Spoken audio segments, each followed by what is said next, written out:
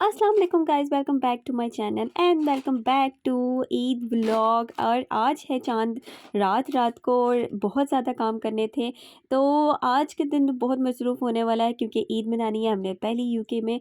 और बहुत ज़्यादा काम है, इनको किस तरह से शॉपिंग करनी है, क्या सारा कुछ इस व्लॉग में बताऊंगी मैं कि हमने क्या क्या तैयारियां की। तो बने रहना मेरे साथ। और अगर आप अभी तक मेरे चैनल पे नए हैं, आपको नहीं पता, तो जल्दी से जाके सब्सक्राइब कर दो मेरा चैनल, लाइक करना वीडियो को और बताना आपने तैयारी किस तरह की। पाकिस्तान में तो ये होता था कि हमारी एंड तक जो थी वो ईद की तैयारियां ही नहीं ख़त्म होती थी कि रोज़ बाज़ार जाना है, कभी किसी दिन बाज़ार चला जाना है। और चांद रात को भी काफ़ी चीज़ें रहती थी, कभी किसी के लिए कभी किसी के लिए।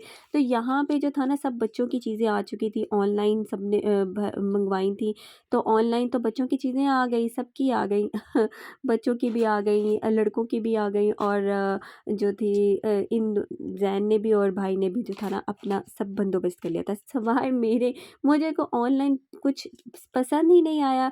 जे डॉट भी यहाँ है, तो हमारे पास दो ऑप्शन थे कि हम एक तो जाके शॉपिंग कर लेते हैं, या तो बाज़ार से या तो फिर जे डॉट से।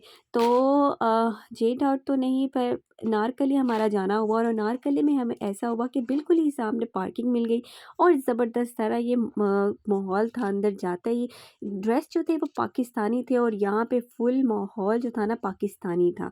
और बाहर अनारकली भी लिखा था। आज बारिश भी हो रही थी, मौसम भी थोड़ा सा ना बारिश वाला, मतलब बहुत ही कभी ठंड कभी जो था गर्म, इस तरह से था। और यहाँ पे जो था ना फुल वैरायटी पाकिस्तानी, और लोग पाकिस्तान बोलते हैं, उर्दू बोलते हैं यहाँ पे भी। और यहाँ पे जो था ना, सबसे पहले मुझे वो पसंद आया, एक रेड वाला सूट पसंद आया, पर वो मैंने नहीं लिया। उसमें और भी काफ़ी वैरायटी थी। यहाँ पे मुझे मरीने वाले ड्रेस भी काफ़ी ज़्यादा पसंद आए थे। तो मैंने कहा ये कैजुअल पहनने के लिए बहुत अच्छे हैं और बंदा इनको ले सकता है। तो मैंने साइड पे रखे।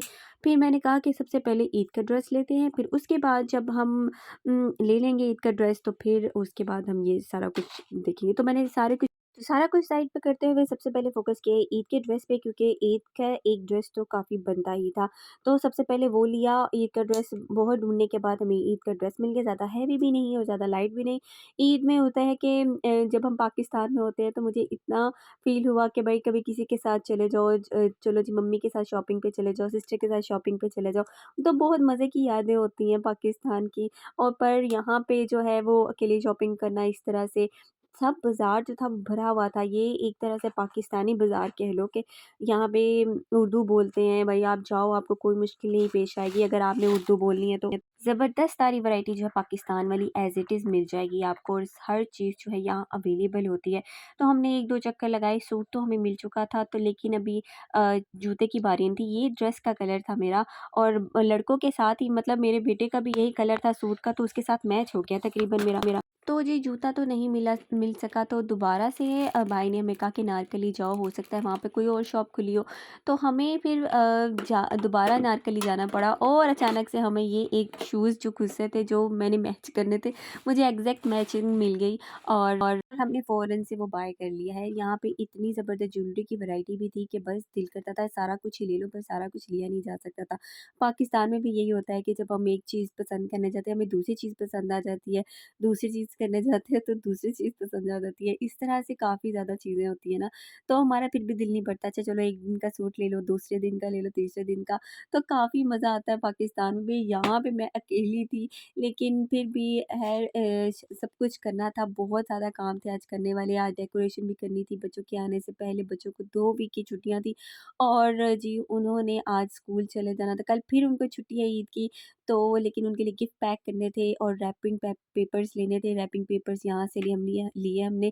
और ये एक पाकिस्तानी शॉप थी बहुत अच्छी, यहाँ पे ना स्टेशनरी थी और काफ़ी ज़्यादा चीज़ें जो थी। मैंने कहा दोबारा से यहाँ पे आके शॉपिंग करूँगी। और जो था इस पॉइंट पे ना अबू ज़र सो चुका था जब हम दोबारा नारकली आए, तो ज़ैन ले लेके उसको फिर रहे थे साथ, अकेले गाड़ी में भी नहीं छोड़ सकते थे। खैर बारिश का ऐसा मसलसल जो थी वो बूंदाबांदी हो रही थी, बारिश हो रही थी और मौसम भी बहुत इस तरह से चिल विल था। शॉपिंग तो हमने कर ली, और हमें था कि हमें दोबारा ना आना पड़े किसी भी चीज़ के लिए, गुस्से के लिए। ख़ैर मुझे ना यू मेहंदी भी मिल गई, लेकिन मुझे चूड़ियाँ बच्चों के लिए लेना याद ही नहीं रही। तो मैं घर जब पहुँची तो मुझे याद है कि हाय चूड़ियाँ भी लेनी थी। हमारे पाकिस्तान में तो भाई मैंने सबसे पहले तैयारी करके रखी होती है लड़कियों के लिए चूड़ियाँ, मेहंदी, कि भाई आओ हम सारे मिलके करते हैं सेलिब्रेशन ईद, और डेकोरेशन भी सबसे पहले की होती थी। तो यहाँ पे अब हम अपने यहाँ बच्चों के लिए डेकोरेशन वगैरह कर रहे हैं। पता नहीं पाकिस्तान में क्या हो रहा होगा, मुझे इसका कोई आइडिया नहीं है। लेकिन यहाँ पे डेकोरेशन बच्चों के आने से पहले भाई ने सारी सेटिंग चेंज की थी, और सफाई वगैरह हम सारे मिल के कर रहे थे। सारे मिल के करें तो फिर काम होते हैं, वरना एक बंदे के तो बिल्कुल भी काम नहीं है। तो यहाँ थी ईद मुबारक, मैंने कहा गोल्डन वाला होना चाहिए, पर ये पिंक वाला भी अच्छा लग रहा था, बच्चों के सूट के साथ मैच कर रहा था। पीछे जो अब्बू ज़रा है ना वो बिल्कुल वॉइस ओवर नहीं करने दे रहा, तो उसको ध्यान नहीं रखना। अच्छा यहाँ पे ना हैप्पी बर्थडे तो फुला लिया था, बच्चों के गिफ्ट्स भी हो चुके थे, टीमू से ये रैपिंग पेपर मंगवाए थे, कुछ मैं भी लेकर आई थी, और इनके बच्चों के सब गिफ्ट जो थे ना वो रैप हो चुके थे। डेकोरेशन भी ये हो चुकी थी, अल्लाह का शुक्र है।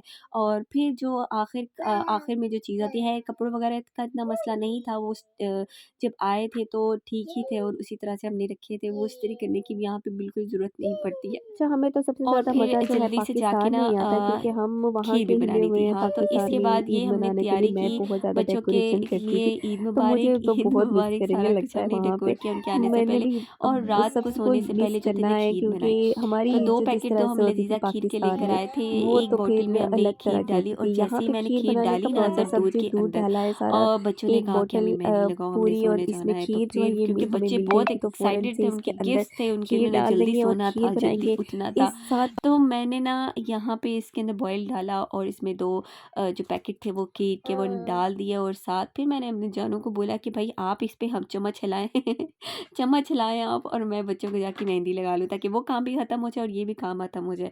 तो ख़ैर ये खीर यहाँ पे बन रही थी, चम्मच हिल रहा था, और पीछे मैं बैठ के मेहंदी लगा रही थी बच्चों को। और वो हज़ीमा बहुत होती है कि वो कहती है कि मुझे हर इस तरह का डिज़ाइन का ना लगाओ, डिफरेंट स्टाइल के लगाओ मेहंदी। तो यहाँ डिफरेंट तरह की मेहंदी भी थी, बहुत कलरफुल सारी, कोई पिंक, ऑरेंज, हर कलर की थी यहाँ पे, उनकी मम्मी ने मंगाई थी, और मैं भी कुछ लेकर आई थी, लेकिन मैं इनके पीछे ना लगा ही नहीं सकी, बच्चों के पीछे खुद मेहंदी नहीं लगा सकी।